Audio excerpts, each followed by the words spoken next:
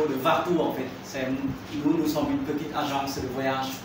Et ce soir, voilà, je suis à l'équipe de l'agence. Je suis très heureux de vous recevoir ici. Et notre but, c'est de faire connaître le maximum M. Jean Turcotte, un écrivain québécois, et son œuvre. Mais je suis aussi très heureux de recevoir tout le monde. Au premier rang, M. Fabrice Richy, de AFD, une agence française du développement. Il est directeur régional de l'AFD. Après, nous avons aussi les journalistes de Courrier du Vietnam. Nous avons aussi Mme Valérie Bouchard, de l'ambassade du Canada au Vietnam. Nous avons aussi les messieurs des éditions Réseau et Madame Marc de la librairie française de Hanoï. Voilà. Nous vous convierons après à un petit apéritif. Et puis après, le but c'est faire connaissance, discuter, rencontrer. Et maintenant, je laisse quelques mots à Jean. Et merci de votre venue. Et puis, je vous souhaite aussi une bonne soirée. Bravo, merci. Maintenant, je laisse à Jean vous présenter un peu son roman. Benoît me dit que je dois être assis pour la présentation. Alors, Benoît, je t'écoute. Moi?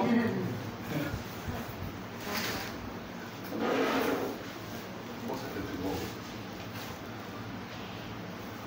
Alors, merci d'avoir présenté les invités dans un premier temps. Et c'est à mon tour maintenant de remercier Vactour. Si jamais je parlais trop vite, comme au football, un time-out, et je ralentirai le rythme. Alors, pour avoir organisé en si peu de temps, un mois et demi à peine, et voilà, l'organisation est très bien faite. En juillet, quand je suis venu ici dans les bureaux de Vactour, j'ai rencontré une équipe dynamique, une équipe jeune, une équipe avec une vision du tourisme tout à fait intéressante. Je crois qu'on a enfin sorti de ce tourisme carte postale, de ce tourisme où on laisse beaucoup d'empreintes écologiques, pas tout à fait extraordinaires. Et Vactour ouvre le Vietnam et quelques autres pays d'Indochine avec cette nouvelle philosophie d'un tourisme un petit peu plus intelligent. Merci aux éditions Thésauri, chers collègues, avec qui, durant plusieurs mois, nous avons échangé sur la possibilité de publier des... On me disait au début, non, c'est impossible, Thésauri ne fera pas ça. Mais finalement, leur ouverture d'esprit, leur gentillesse, leur camaraderie, et mon ami Famlong qui, bizarrement, alors que je suis à Hanoï, il est à Ho Chi Minh. Donc, on se déplace chacun. Ça a été une période très enrichissante qui m'a permis d'encore mieux comprendre le Vietnam. J'aimerais aussi remercier, il devait être là, mais malheureusement il ne va arriver que demain à Hanoï, mon illustrateur, voilà, qui s'appelle Nguyen Dinh Man. C'est un jeune architecte de la province de Nghệ An, à Vinh, qui est, je crois, la ville de Ho Chi Minh.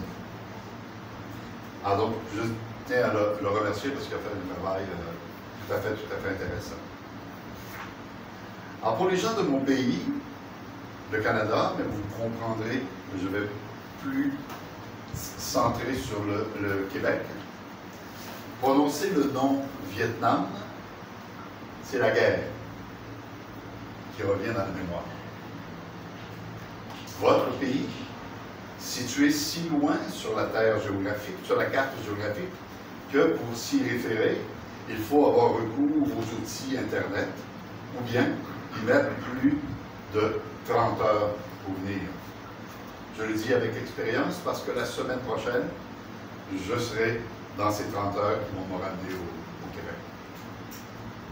Ils sont encore nombreux, ceux qui s'y aventurent, très peu nombreux, dis-je, car pour les gens de mon pays, la destination que représente le Vietnam est classée parmi celles qui offrent de l'aventure aux touristes avertis. Les histoires que ramènent ces téméraires, eh bien, on en doute. On doute qu'elles soient vérités. On doute encore plus lorsque les qualificatifs qui décrivent la réalité se confrontent à des préjugés fort tenaces. Dep, un roman de fiction, a pour objectif d'abattre certains préjugés, des lieux communs, des idées reçues et préconçues.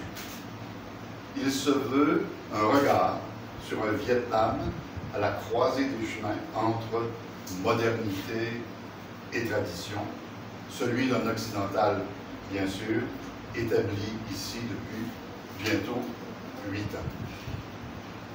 D'un Vietnam sans la guerre, d'un Vietnam sans nostalgie et qui se reconstruit tout en gardant présent à son esprit que le passé ne doit pas disparaître, qui doit toujours être une référence.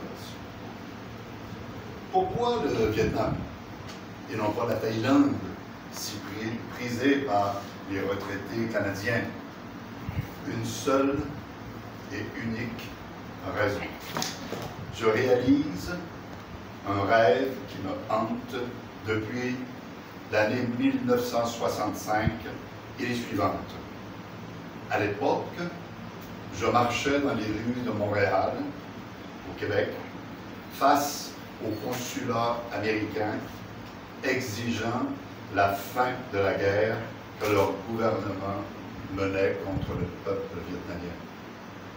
À l'époque, nous étions plusieurs à douter sérieusement des informations en provenance des États-Unis qui diabolisaient Ho Chi Minh, alors que nous voyons dans sa démarche d'indépendance, de liberté et de paix une route à exploiter. C'est à partir de la démarche d'une jeune fille du Nord, je l'ai fait naître à Lang Son, nouvellement arrivée dans la capitale Hanoï, que j'ai quelque peu refaite, y ajoutant une pente entre ce quartier où l'action se déroulera et le lac. La démarche de cette jeune fille, Dep, qui, poussée par sa mère, l'incitant à quitter son village à la fois si tranquille et si bien ancré dans les traditions, l'invitait à vivre sa vie de femme de manière différente qu'elle dut le faire si elle y était restée. Un déclencheur, dans le roman, il sera double et mènera la jeune fille à d'importantes interrogations.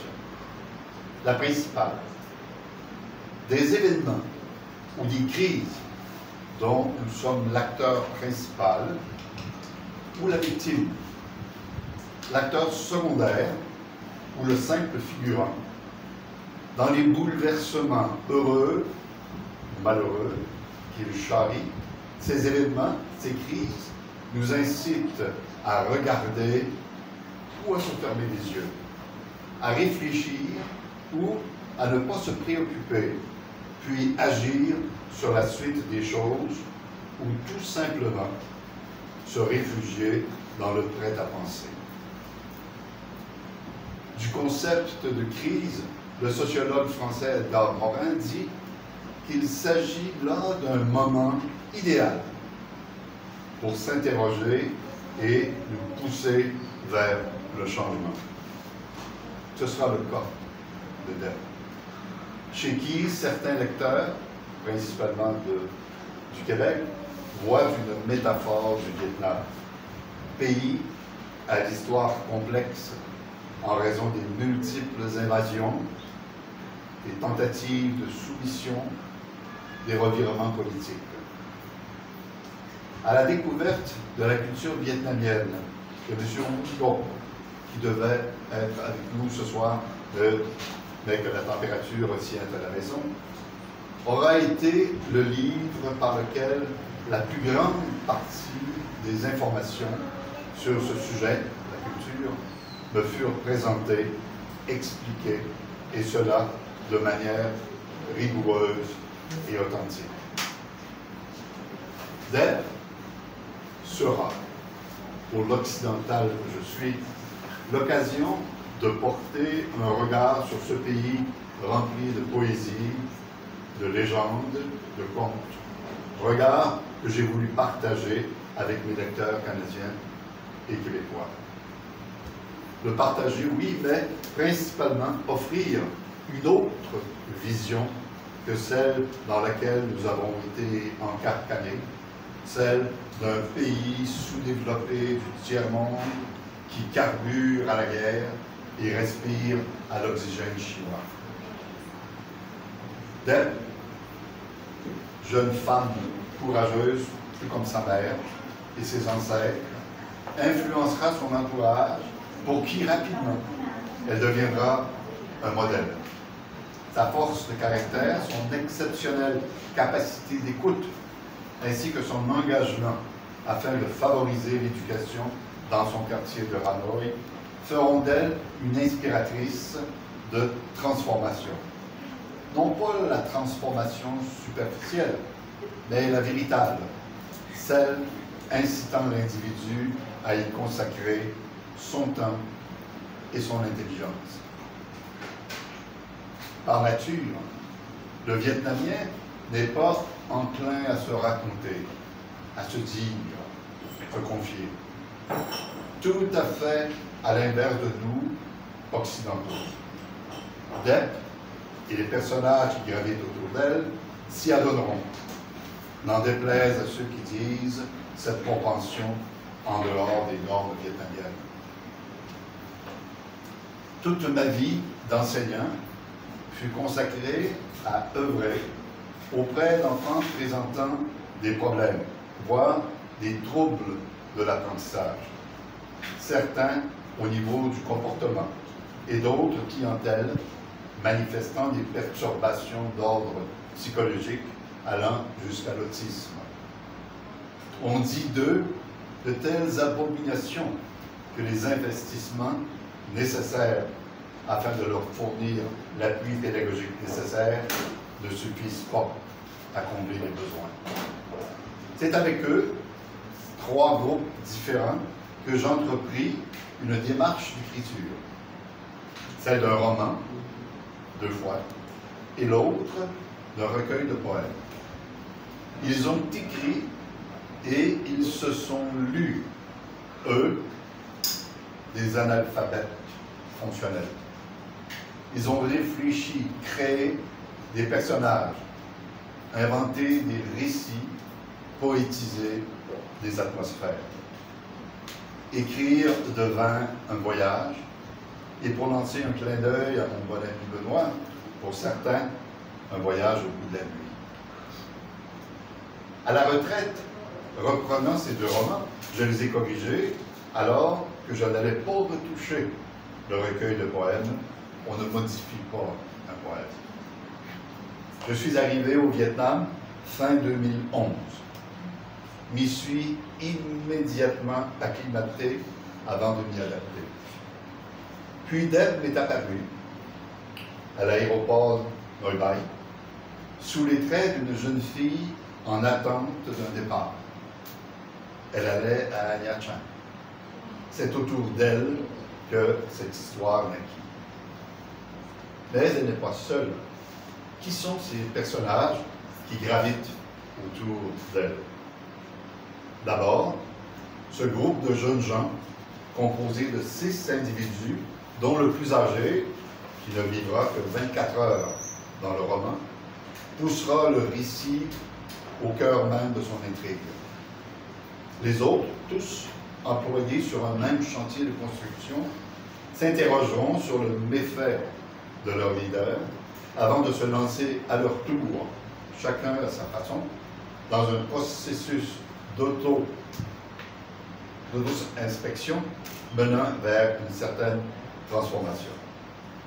Un policier retors et une cabaretière âgée qui en a vu d'autres. Le président du comité populaire dont la sagesse et l'engagement auprès de ses citoyens en feront un être attachant. Certains m'auront dit, c'est l'image de Bacco.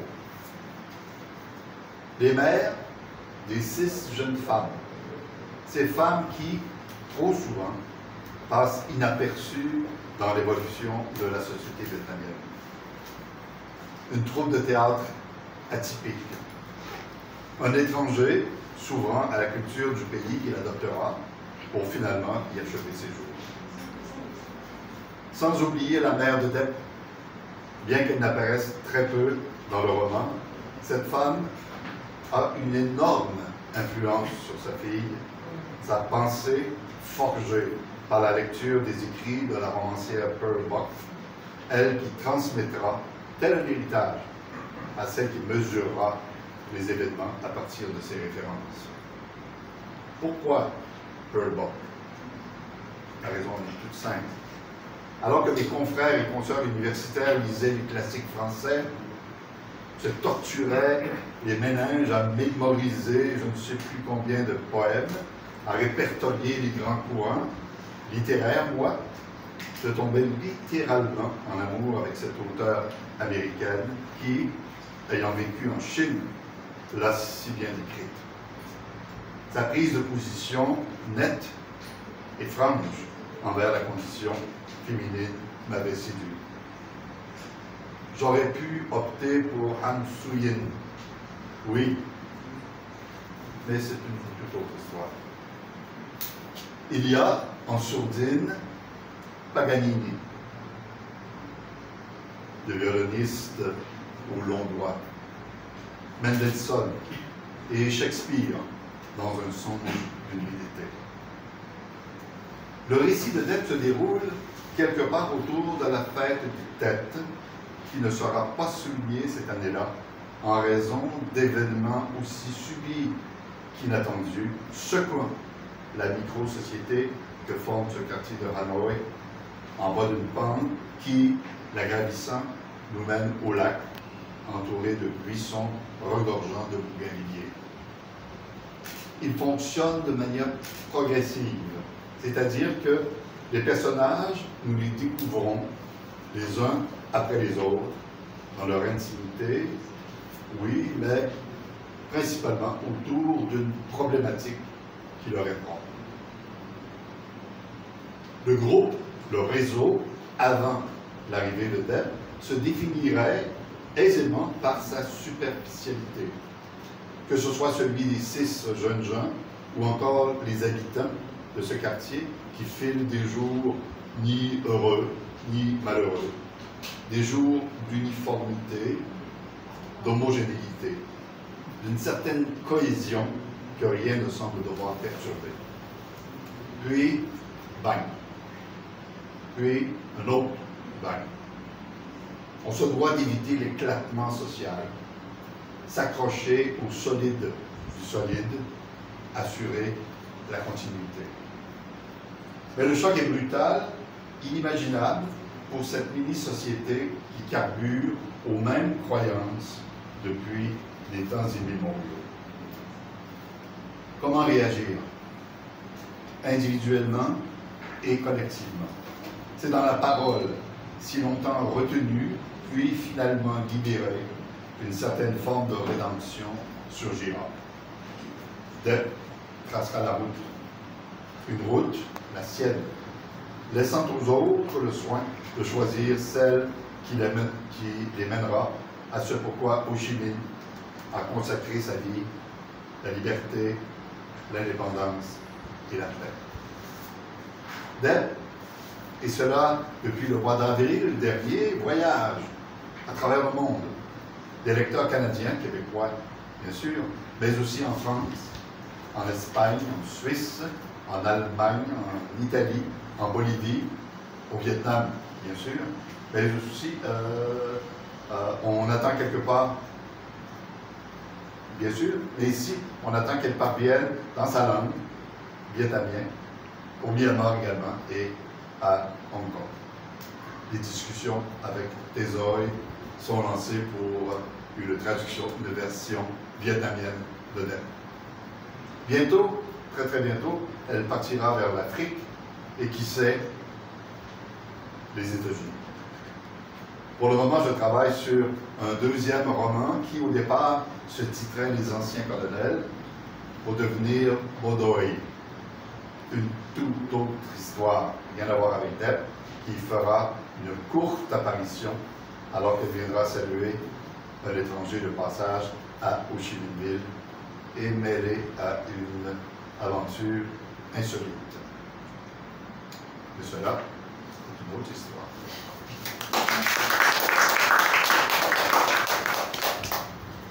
Merci. Merci à vous. Nos invités.